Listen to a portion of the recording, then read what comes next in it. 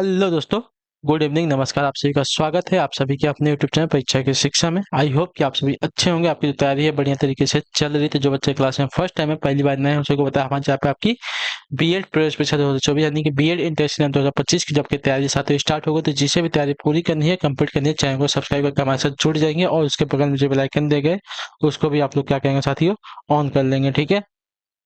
बाकी क्लास का समय इंपॉर्टेंट है। जीके जीएस की क्लास सुबह 10 बजे, रीजनिंग क्लास जो है दोपहर को 1 बजे, हिंदी की जो क्लास है शाम को 7 बजे आपको हमारे चैनल पर देखने को मिलती है। तो इसी टाइप ऑफ क्लासेस से जुड़ना, अपनी तैयारी को जो है पूरा कंप्लीट करना है।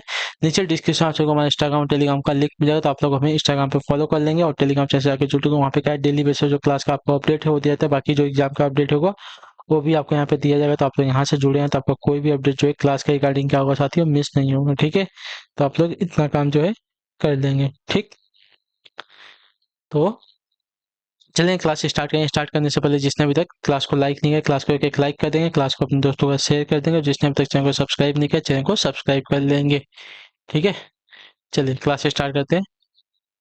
क्वेश्चन नंबर 51 से आपकी क्लास है। अमरस किसका पर्यायवाची होती है? अमरस जो है किसका पर्यायवाची है? प्रेम का, दया का, संतोष का, क्रोध का? सही है। अमरस जो है किसका पर्यायवाची है? तो अमरस जो है यहाँ पे क्रोध का पर्यायवाची है। जो आपका डील ऑप्शन देगा आपका राइट आंसर होगा। ठीक। अगले क्वेश्चन की तरफ बढ़ेंगे। आपका है 52 नंबर। मदन सलाहका किसका पर्यायवाची है? बताइए। मदन सलाहका जो है किसका पर्यायवाची है? कौवा का, चिड़िया का, कोयल का या कबूतर का? तो मदन सलाहका आपका जो है कोयल का पर्यायवाची शब्द है। ठीक है। तो जो आपका सी वाला ऑप्शन देगा साथ ही आपका राइट आंसर होगा। अगले क्वेश्चन की तरफ पढ़ेंगे। आपका है 53 नंबर प्रश्न। जो इंद्र पर विजय प्राप्त कर चुका हो। ठीक है। जो इंद्र पर विजय प्राप्त कर चुका हो, इसके लिए एक शब्द क्या हो जाएगा? तो जो इंद्र पर विजय प्राप्त कर चुका हो उसको कहा जाता है इंद्रजीत। ठीक है। तो जो आपका डी ऑप्शन देगा साथ ही आपका राइट आंसर होगा। चलिए अगला प्रश्न आपके सामने है। 54 नंबर प्रश्न बताने की कोशिश करेंगे। राइट आंसर क्या हो जाएगा? पूछा आपका घटनाओं का कालक्रम से किया गया वर्णन क्या करते? घटनाओं का कालक्रम से किया गया वर्णन आपका क्या कहलाता है?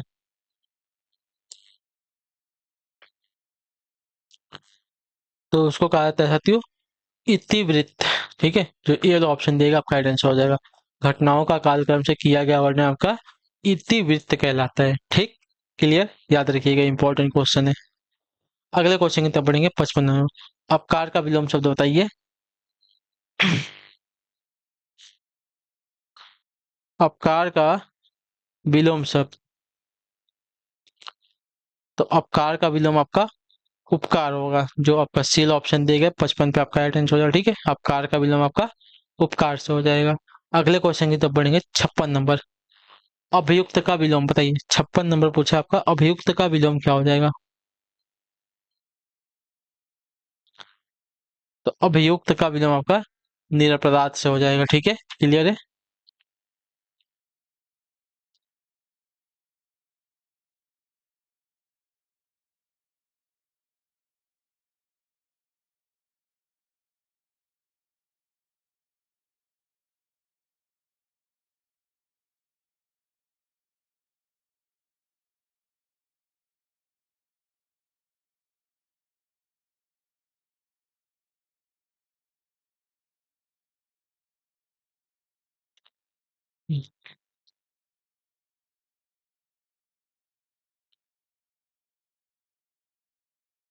ठीक है।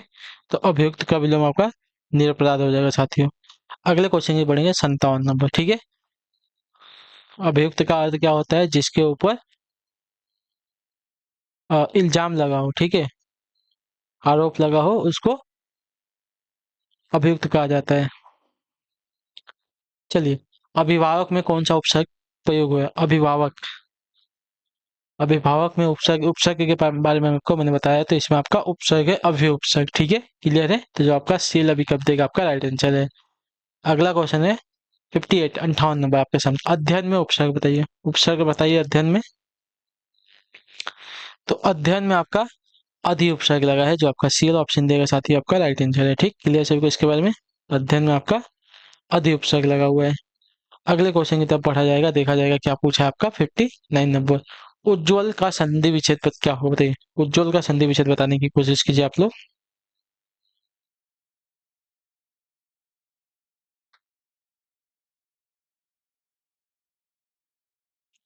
बताइए।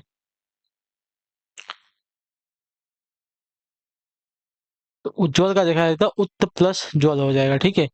उत्त प्लस ज्वल आपका उज्ज्वल का सही संधि विच्छेद होगा साथियों। क्लियर। अगला क्वेश्चन आपका 60 नंबर है। उच्चारण के समय जीभ की स्थिति के अनुसार स्वरों के कितने भेद किए गए हैं, बताइए।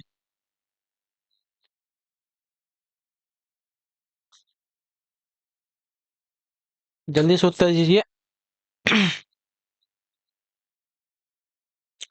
उच्चारण के समय जीभ की स्थिति के अनुसार स्वरों के कितने भेद किए गए हैं? तो इसका राइट आंसर हो जाएगा साथियों 3, जो आपका बी वाला ऑप्शन देगा आपका राइट आंसर है। ठीक है, क्लियर है। चलिए अगले क्वेश्चन की तरफ बढ़ेंगे। 61 61 नंबर है। शुद्ध वर्तनी किसकी है यहाँ पे, बताइए।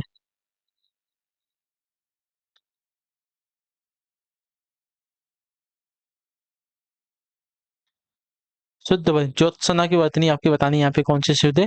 तो ज्योत्सना की वर्तनी अगर देखी जाएगी तो यहाँ पे शुद्ध हो जाएगी साथियों, जो दी गई है सी वाली। ज्योत्सना की वर्तनी ऑप्शन नंबर सी में जो दी गई है आपकी, इसकी वर्तनी शुद्ध है साथियों। अगले क्वेश्चन की तरफ बढ़ेंगे। आपका है 62 62 नंबर है। पंचवटी किस कवि की रचना है, पंचवटी। तो पंचवटी जो है आपकी मैथिली शरय गुप्त जी की रचना है, जो ये वाला ऑप्शन देगा आपका राइट आंसर होगा। ठीक है, मैथिली शरय गुप्त की रचना है पंचवटी। क्लियर है। चलिए अगला क्वेश्चन आपका 63 63 नंबर। काली आंधी किस रचनाकार की कृति, बताइए। काली आंधी जो है किस रचनाकार की कृति है। तो काली आंधी की अगर बात की जाएगी तो काली आंधी जो है आपकी कमलेश्वर जी की रचना है। तो जो आपका दिया गया ये वाला विकल्प मतलब डी वाला ऑप्शन आपका राइट आंसर हो जाएगा। ठीक है, क्लियर है। काली आंधी जो है कमलेश्वर जाची की रचना है साथियों। ठीक, क्लियर।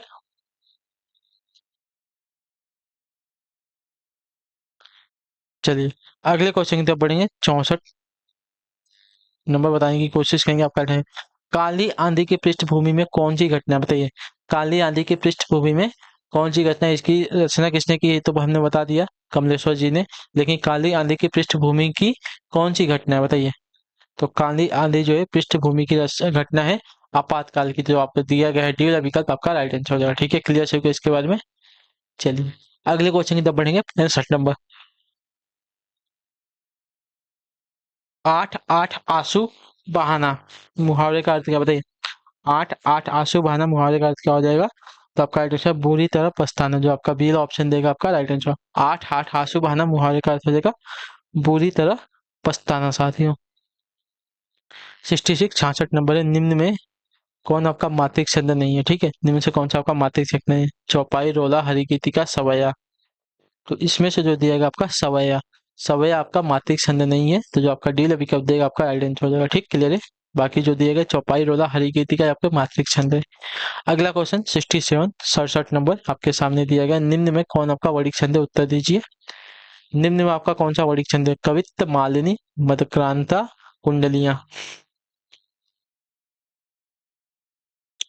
तो वर्णिक छंद आपका जो नहीं है कुंडलियां, यहाँ पे आपका वर्णिक छंद नहीं है। बाकी कवित्त, मालिनी और मंदाक्रांता आपके क्या है वर्णिक छंद है साथियों। ठीक है, क्लियर सभी को। कुंडलिया इसमें नहीं आता है वर्णिक छंद के अंतर्गत। अगले क्वेश्चन की तरफ पढ़ेंगे। 68 नंबर है, बताने की कोशिश की जाएगी राइट आंसर का। निम्न में से कौन आपका अर्थालंकार नहीं है, बताइए। कौन सा आपका अर्थालंकार नहीं है। उपमा, रूपक, यमक, उत्प्रेक्षा। तो यहाँ पे जो दिया गया यमक, यमक आपका अर्थालंकार का भेद नहीं है। तो जो आपका सी विकल्प देगा आपका राइट आंसर होगा। ठीक है, बाकी उपमा, रूपक, उत्प्रेक्षा आपके यमक सॉरी उपमा, रूपक और उत्प्रेक्षा आपके अर्थालंकार है। ठीक है, चलिए यमक आपका शब्दालंकार में आ जाएगा। आचार्य भरत के अनुसार अस्थाई भाव की संख्या कितनी, बताइए।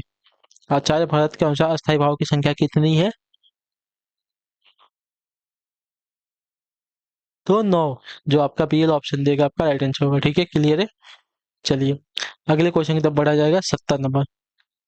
कोणार्क और पहला राजा किसकी प्रसिद्ध कृति है। कोणार्क और पहला राजा किसकी प्रसिद्ध कृति है।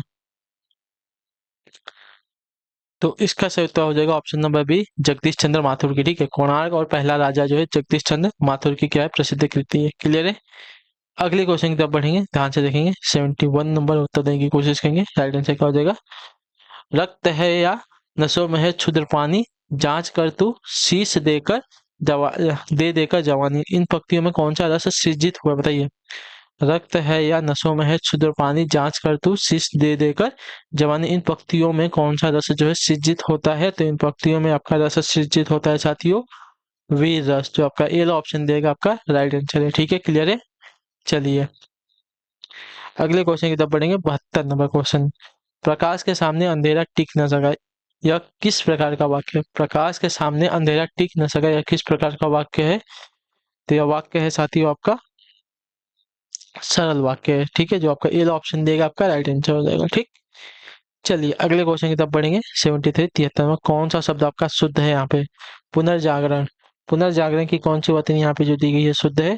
तो पुनर्जागरण की बातें जो दी गई है ऑप्शन नंबर डी वाली आपके यहाँ पे शुद्ध हो जाएगी साथियों। ठीक है, क्लियर सभी को इसके बारे में। अगले क्वेश्चन की तरफ बढ़ेंगे। 74 नंबर है। नाक का बाल होना, मुहावरे का अर्थ क्या हो जाए, बताइए। किस मुहावरे का अर्थ है?